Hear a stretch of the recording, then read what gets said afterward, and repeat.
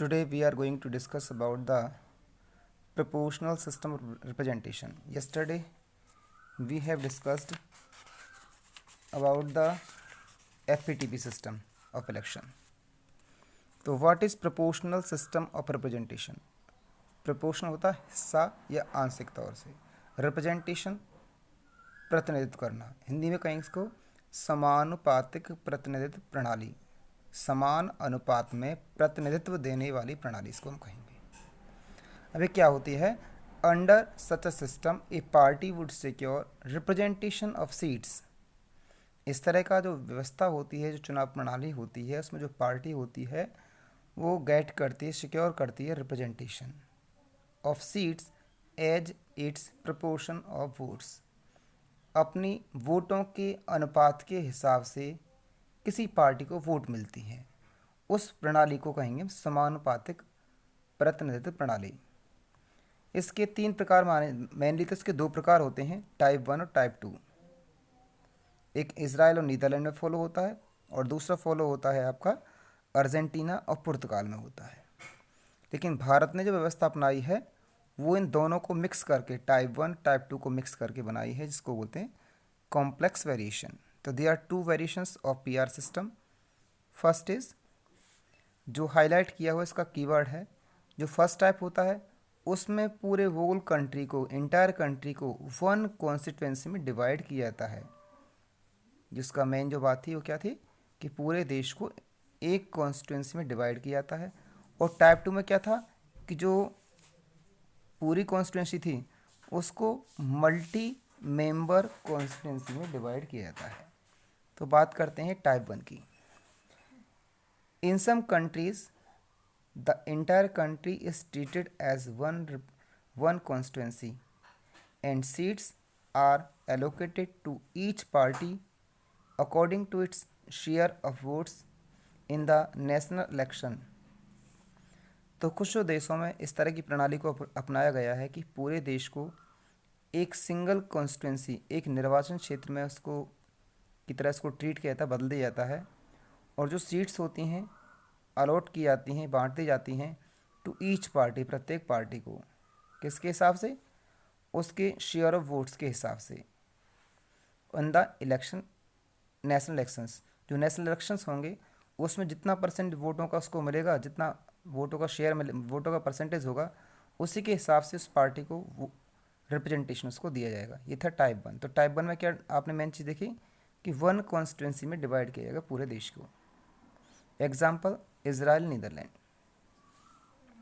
Type 2, when the country is divided into several multi-member constituency, जब किसी देश को अनेक छोटे छोटे या कह सकते हैं मल्टी मेंबर कॉन्स्टिट्यूंसीज में, मल्टी मेंबर मतलब बहुसंख्यक निर्वाचन क्षेत्र में बदल दिया जाता है। और जो ईच पार्टी मेंबर्स होते हैं, ईच पार्टी जो होती है prepare a list of candidate, और जो हर एक पार्टी होती है, पॉलिटिकल पार्टी, वो प्रिपेयर करती है लिस्ट ऑफ कैंडिडेट्स, अपने उम्मीदवारों की लिस्ट जो तैयार करती है, किसके लिए, फॉर ईच कॉन्स्टिट्यूंसी, हर एक कॉन्स्टिट्यूंसी के लिए। जो मल्टी मेंबर कॉन्स्टिट्यूंसी बनाई जाएंगी कुछ हर एक सीट के लिए जो मेंबर, जो पार्टियाँ होती हैं, पॉलिटिकल पार्टियाँ, वो अपने कैंडिडेट्स को उतारती हैं depending on how many have to be elected. Election में डिपेंड करता है कि कितने लोग उसमें इलेक्ट होंगे अपने कॉन्स्टिट्यूंसी से। और इस तरह की जो प्रणाली है वो है अर्जेंटीना और पुर्तगाल में इसको फॉलो किया जाता है। अब दोनों की अगर हम बात करते हैं, दोनों जो वेरिएशन में हमने देखा कि इसमें जो वोटर्स होते हैं, voters exercise their preference for a party.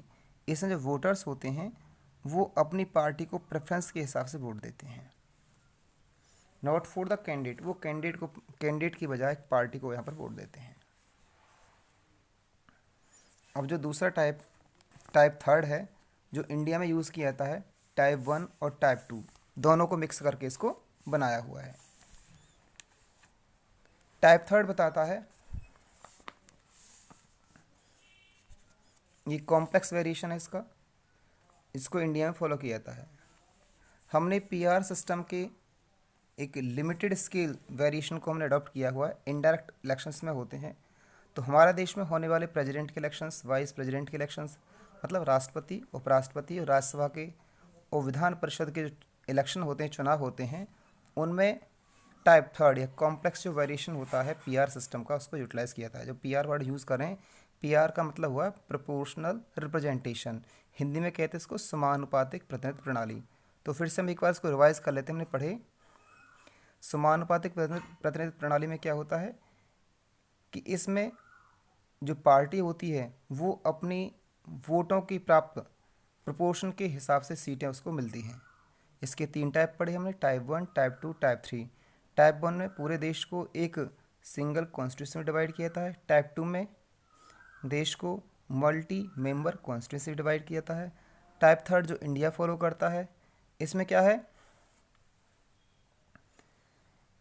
इसमें हमने प्रेसिडेंट, वाइस प्रेसिडेंट, राज्यसभा और विधान परिषद के जो इलेक्शंस होते हैं, मतलब दोनों को मिक्स करके हमने एक नया वेरिएंट बनाया है। इसको टाइप थर्ड मानते हैं इस तरह से।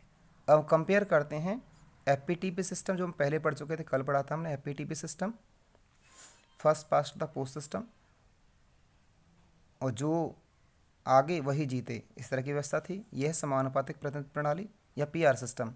अब दोनों का अंतर देखते हैं, कंपेयर करके देखते हैं कि क्या है इसमें। तो फर्स्ट है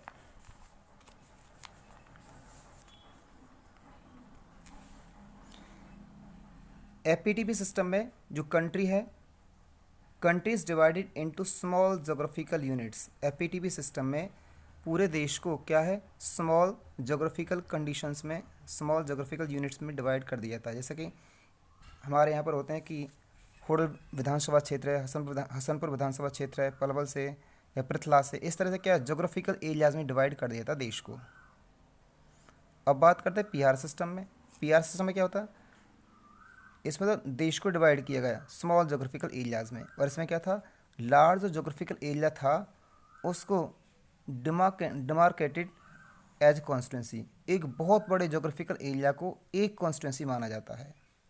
जैसे कि किसी एक बड़े देश को भी एक सिंगल कॉन्स्टिट्यूंसी मान सकते हैं। तो दोनों का अंतर क्या हुआ, इसमें पूरा देश एक कॉन्स्टिट्यूंसी की तरह काम करता है, एक बहुत बड़ा जोग्राफिकल एरिया एक कॉन्स्टिट्यूंसी की तरह काम करता है, जबकि इसमें एक छोटे से जोग्राफिकल एरिया को भी क्या है, डिवाइड कर दिया था, डिफरेंट सब यूनिट्स में डिवाइड किया था है।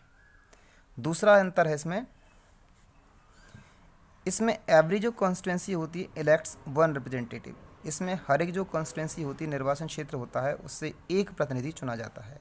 जैसे होडल विधानसभा क्षेत्र है तो यहाँ से एक चुना जाएगा, हसनपुर से एक चुना जाएगा, पृथला से, पलवल से, तो इस तरह से एक ही कैंडिडेट हर एक क्षेत्र से चुना जाएगा।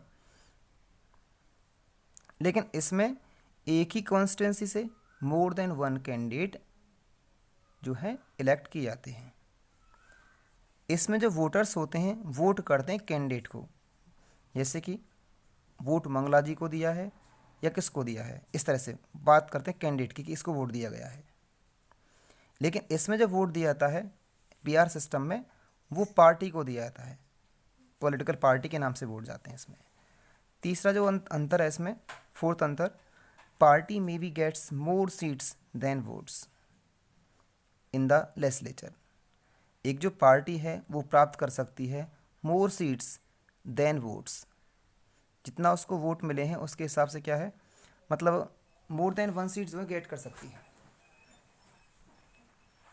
मोर seats than votes in legislature. लेकिन इसमें जो होता है, इसमें जो पार्टी होती है seats get seats legislature in the proportion of the percentage of the votes that it get. लेकिन इसमें वोटों का जो प्रतिशत होता है उसके हिसाब से सीट मिलती है किसी भी पार्टी को। इसमें जो विनर कैंडिडेट होता है may not gate majority 50+1 votes. इसमें जो विनर कैंडिडेट होगा जरूरी नहीं उसको कि 50+1 अर्थात 50% +1 वोट प्राप्त हों, लेकिन इसमें जो होता है, जो विनर कैंडिडेट होता है गेट मेजॉरिटी ऑफ वोट्स, सबसे इसमें मेजॉरिटी वोट्स जो विनर को ही मिलते हैं। जैसे इसमें बात करते हैं विनर कैंडिडेट जो होता है उसको 50+1 वोट ज़रूर नहीं कि मिले इसमें।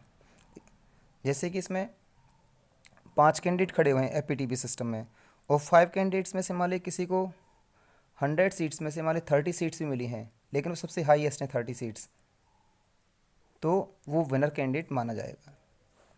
एग्जाम्पल बात करते हैं, ये यूके और इंडिया में फॉलो होता है, और जो पीआर सिस्टम में वो इज़राइल और नीदरलैंड में फॉलो किया जाता है। धन्यवाद।